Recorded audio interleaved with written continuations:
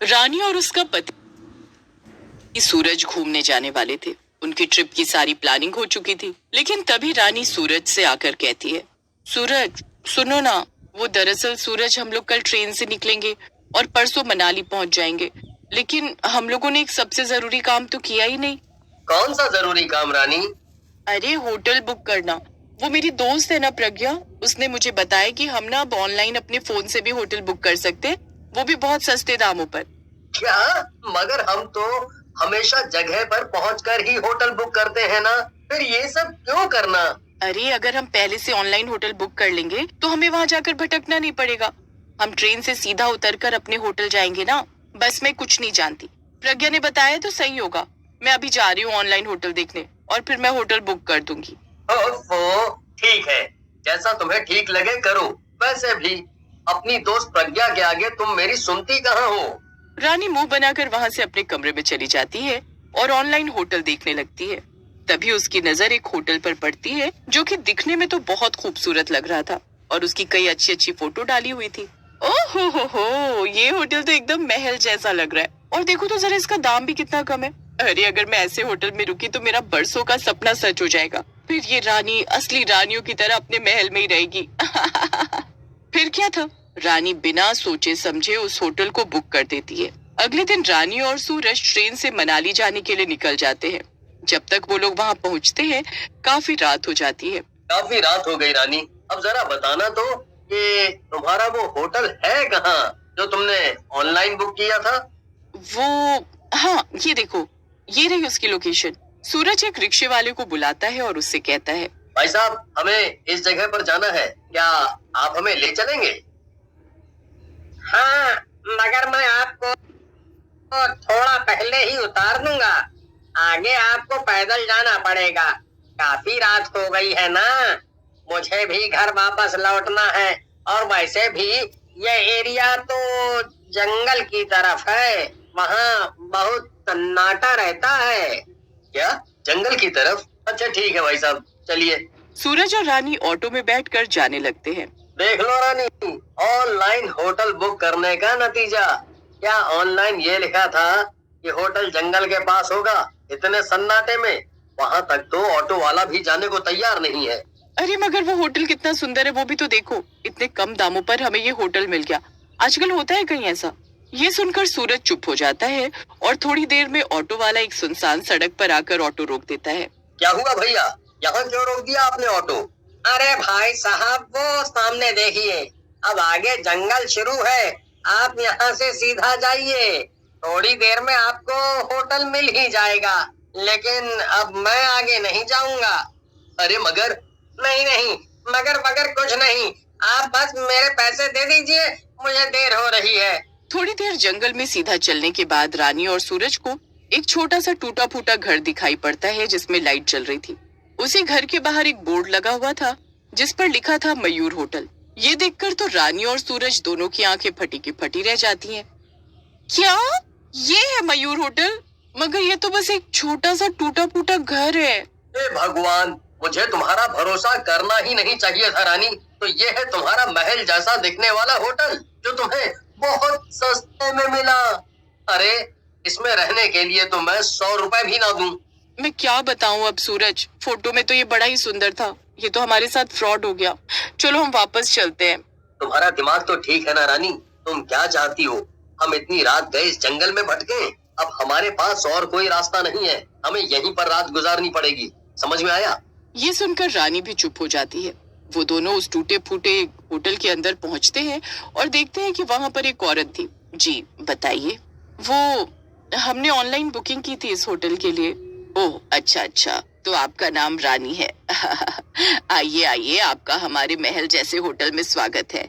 आइए मैं आपको आपका कमरा दिखा दूं। औरत अजीब तरह से हंसने लगती है और फिर होटल के अंदर की तरफ जाने लगती है। रानी और सूरज भी उसके पीछे पीछे चल देते हैं। थोड़ा अंदर जाने के बाद उन्हें एक कमरा दिखाई देता है। ये लीजिए, ये रहा आपका कमरा। उम्मीद है आपको हमारा होटल पसंद आएगा और अंदर आपके खाने पीने का भी पूरा बंदोबस्त है। औरत फिर से अजीब तरह से हंसने लगती है और वहां से चली जाती है। सूरज और रानी कमरे के अंदर चले जाते हैं और चौंक जाते हैं। होटल का ये कमरा अंदर से काफी खूबसूरत। वाह वाह वाह। सूरज, मुझे नहीं लगता कि हमारा पैसा देना बेकार था। देखो ना, ये कमरा कितना सुंदर है और यहाँ कितना स्वादिष्ट खाना रखा हुआ है। हाँ रानी, तुम सही कह रही हो, मगर बाहर से तो ये होटल कितनी बुरी हालत में दिख रहा था। ये अंदर से ऐसा कैसे? कहीं कुछ गड़बड़? सूरज अपनी बात पूरी कर पाता इससे पहले ही रानी उसे रोक देती है। बस बस, अब कोई गड़बड़ नहीं। अब हम मजे से खाना खाएंगे और घोड़े बेचकर सो जाएंगे। वैसे भी अब तो मुझे बड़ी तेज भूख लग रही है और नींद आ रही है। रानी खाने पर टूट पड़ती है और उसे खाता हुआ देखकर सूरज की भूख भी बढ़ जाती है और वो भी खाना खाने लगता है। दोनों पेट भरकर खाना खाते हैं और फिर सो जाते हैं। लेकिन आधी रात में सूरज की नींद खुलती है जब कोई उनके कमरे का दरवाजा खटखटाता है। सूरज उठकर दरवाजा खोलता है और बाहर का नजारा देखकर दंग रह जाता है। बाहर दो छोटी बच्चियां खड़ी थीं और वो दोनों इंसान नहीं बल्कि चुड़ैलें थीं। अंकल अंकल, हमें भूख लगी है, क्या हम आपको खा लें? सूरज उन्हें देखकर बहुत डर जाता है। सूरज जल्दी से अपने कमरे का दरवाजा बंद करता है और रानी को जगाता है। अरे रानी जागो, नींद से जागो। इस होटल में तो चुड़ैलें हैं, वो भी दो दो छोटी छोटी, वो हमें कच्चा चबा जाएंगी। रानी जब नींद से उठकर सूरज की ये बातें सुनती है तब वो हैरान रह जाती है। अरे भला ये तुम क्या कह रहे हो सूरज? जरूर तुमने कोई बुरा सपना देखा होगा। सूरज कुछ कह पाता उससे पहले ही दोबारा कोई दरवाजे पर दस्तक देता है और सूरज बहुत डरने लगता है। देखा रानी, ये वही दोनों छोटी चुड़ैल होंगी। तुम बिल्कुल भी दरवाजा मत खोलना, समझी? अरे हटो, क्या तुम भी सूरज? जरूर ये वो होटल की मालकिन होगी और हमसे कोई जरूरी बात करने आई होगी।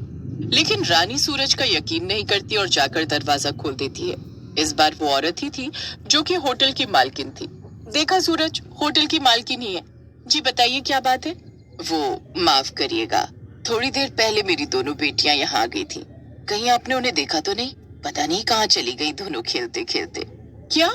नहीं नहीं, हमने नहीं देखा। इतना कहकर रानी दरवाजा बंद कर देती है और अंदर आकर सूरज से कहती है, देखा, कोई नहीं था। वो होटल की मालकिन ही थी। वो बस अपनी बच्चियों को ढूंढने की कोशिश कर रही है। शायद वो दोनों खेलते खेलते कहीं चली गई। क्या बच्चियां? अरे मैंने कहा था ना वो दो चुड़ैलों के बारे में। जरूर उसकी बच्चियां चुड़ैलें हैं। मेरी बात का यकीन करो रानी, यहाँ से चलो वरना वो हमें खा जाएंगी। क्या क्या कुछ भी बोले जा रहे हो सूरज? कोई नहीं खाने वाला हमें। अब बस चुपचाप मुझे सोने दो, समझे? रानी सूरज की बात सुने बिना ही वापस सो जाती है, मगर सूरज को बहुत डर लग रहा था। वो भी जाकर बेड पर बैठ जाता है, लेकिन तभी अचानक से बेड जोर जोर से हिलने लगता है। अरे अरे, अब ये क्या हो रहा है? सूरज और रानी दोनों जल्दी से पलंग से उतर जाते हैं, मगर पलंग रुकने का नाम ही नहीं ले रहा था। अचानक से बेड के नीचे से किसी के जोर जोर से हंसने की आवाज आने लगती है।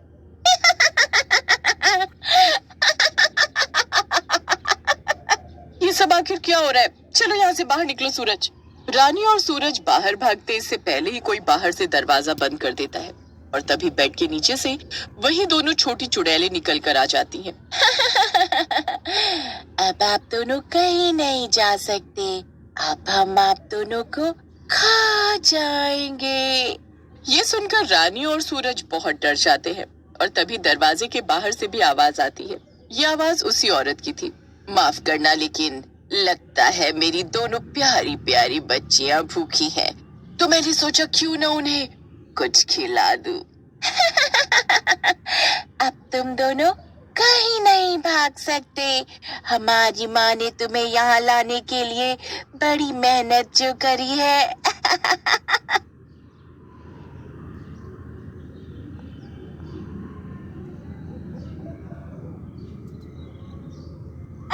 सूरज अचानक से खूब तेज चिल्लाता है।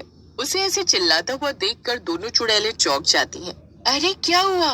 वो हम दोनों ने वो जो तुम्हारी माँ ने ये बहुत सारे फल रखे थे ना, उसमें से जब हमने तरबूज खाया ना, तो मैंने और रानी ने गलती से उसके बीज भी खा लिए थे। अब हमारे पेट से तरबूज का पेड़ निकल आएगा और अगर तुमने मुझे और रानी को खाया तो तुम्हारे पेट से भी पेड़ निकलने लगेगा। रानी समझ जाती है कि सूरज चुड़ैलों को बेवकूफ बना रहा है, क्योंकि वो दोनों असल में थीं तो छोटी बच्चियां ही। अरे और क्या, मैंने पिछले साल ऐसी गलती से बीज निकल लिया और मेरे पेट से पेड़ निकलने लगा। ये सुनकर दोनों छोटी चुड़ैलें चौंक जाती हैं। फिर क्या, हम दोनों डॉक्टर के पास गए और डॉक्टर ने मेरा पेट काटा। सूरज और रानी खिड़की से